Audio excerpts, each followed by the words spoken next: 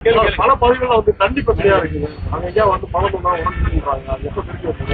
எல்லாமே வந்து இரவு பகலமாக இந்த தொகுதியில பல்வேறு பிரச்சனை இருக்கதான் செய்யுது. பெரிய தமிழ்நாட்டிலே பெரிய தொகுதி. நானும் வந்து ஒரு நாளைக்கு 2 மணி நேரம் தூங்குறேன். மற்ற டைம் எல்லாமே தொகுதி மக்களுக்கான சேவைகளை தான் செய்யிட்டு இருக்கேன்.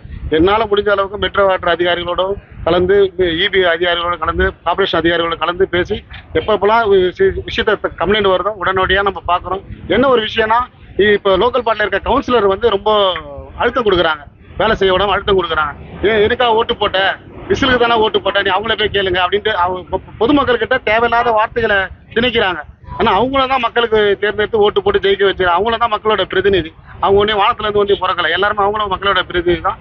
இருந்தாலும் அவங்க ரொம்ப லோக்கலில் எந்த ஒரு விஷயத்துக்கு போய் லோக்கல் பாடி ஒரு 92 வார்டுலேயே ஒரு சின்ன பிரச்சனைனா அந்த லோக்கலோட கவுன்சிலர் தான் போய் சொல்லுவாங்க. ஆனால் அவங்க போகும்போது எனக்காக ஓட்டு போட்ட, நீ போய் அவங்கள போய் கேளு அப்படின்ற ஒரு வார்த்தையே வரக்கூடாது. எல்லாருமே மக்கள் பிரதிநிதியாக இருக்கும்போது சரிம்மா நான் பண்ணுறோமா அப்படி அணுகணும். அப்படி அதை விட்டுட்டு தேவையில்லாத வார்த்தைகளை பேசுகிறாங்க.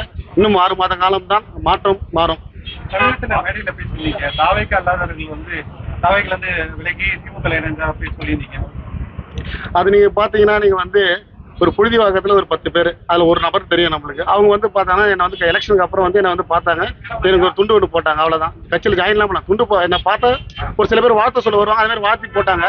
அதுக்கப்புறம் என்னோட நிர்வாகிகளோட சேர்ந்து ஒரு 2 பிட் நோட்டீஸ் கொடுத்துருக்காங்க வீடு வீடாக போயிட்டு. அவ்வளோதான். தவிர்த்து வேறு கட்சிக்கு வந்து எதுவும் சம்மந்தம் கிடையாது. ஆனால் அவங்க வந்து கட்சியில் ஒரு வட்ட இணைச் செயலாளராக இருக்கேன், வட்ட பொருளாளராக இருக்கேன். தேவையில்லாத ஒரு அமைச்சர், முன்னாள் அமைச்சரோட போயிட்டு சேர்மனோட போய் வட்ட செயலாளரோட சேர்ந்து நான் இந்த கட்சியிலேருந்து வந்து ஜாயின் பண்ணிட்டேன்னு சொல்கிறாங்க. ஆனால் அங்கே வந்து கேட்டிருக்கணும், நீ வட்ட செயலாளராக வட்ட இணைச் செயலாளராக இருக்கிறியா, உங்களுக்கு என்ன அங்கீகாரம் கொடுத்துருக்காங்க, அந்த லெட்டர் கேட்டிருந்தாவே அந்த இடத்துல ஆஃப் ஆகிட்டு இருப்பான். கூட இருக்க சேர்மன் சொல்லிக் கொடுக்குறாரு, இந்த பொறுப்பை சொல்லி இந்த பொறுப்பை சொல்லிக் கொடுக்குறாரு. இதெல்லாம் முற்றிலும் அவதூறு பரப்புறதுக்கோசம் பண்ணுறாங்க.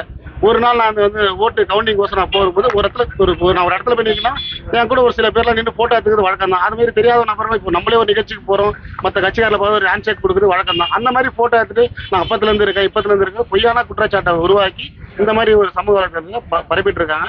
இது எல்லாமே திமுகவோட வேலை தான். ஆனால் விரைவில் ஆட்சி திருப்பியும் இந்த மாநகராட்சி கவுன்சிலர் ஊராட்சி மன்ற தேர்தலில் தளபதி அவர் முதலமைச்சர் ஆசீர்வாதத்தோட வெற்றி பெறும். மக்களுக்கு இன்னும் இறங்கி இன்னும் என்னென்ன ஒர்க் பண்ணுமோ எல்லாமே ஒர்க்கு நல்லா சிறப்பாக செய்வேன்றதுல தெரிவிச்சுக்கிறேன்.